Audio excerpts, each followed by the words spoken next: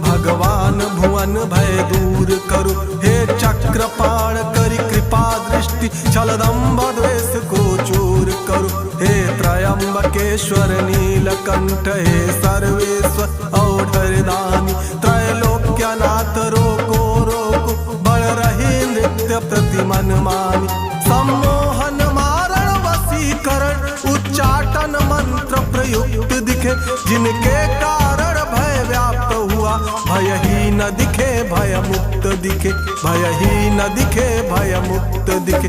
इसलिए आज तेरी पृथ्वी गौ बन कर तुझे बुलाती है, असुरों के भय को देख देख हे सर्वेश्वर बुलाती है, अरिहंत तुरंत करो कौतुक रोको अनर्थ की छाया, तो मन प्राण सम्य सह में सकुच, क्या हुआ मनुज की काया, तो क्या हुआ मनुज की काया, तो क्या हुआ मनुज की काया को।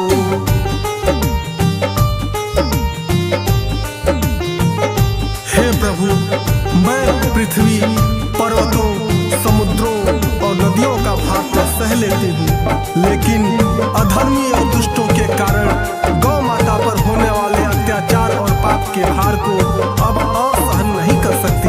वेद में जो विश्व गोरूप सूक्त कहा गया, इसका तात्पर्य केवल इतना ही है कि गाय की रक्षा पूरे ब्रह्मांड की रक्षा है, और गाय को दुख देना पूरे ब्रह्मांड का दुख है। इसलिए जो कुछ ब्रह्मांड है सब गाय का ही है, इसलिए गौ माता की रक्षा करने के लिए श्री हरि को आना ही पड़ेगा, श्री हरि को आना ही पड़ेगा। गौ ब्राह्मण सब टेर रहे हैं, सुर कर रहे पुकार, गौ ब्राह्मण सब टेर रहे हैं, सुर कर रहे पुकार, क्षीर सिंधु में सोने वाले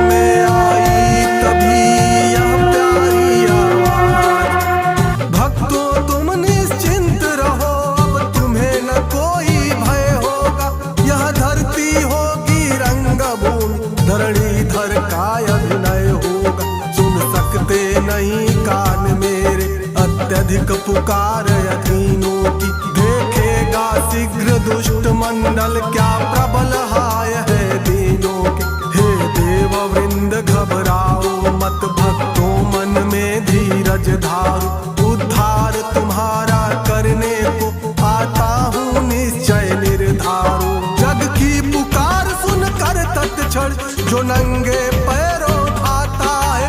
भक्तों तुम सबकी रक्षा को वही फिर दौड़ा आता है। पृथ्वी मेरी प्यारी पृथ्वी मैं तेरा ताप मिटाता हूँ। मैं तेरी रक्षा करने को अति शीघ्र धरा पर आता हूँ। अति शीघ्र धरा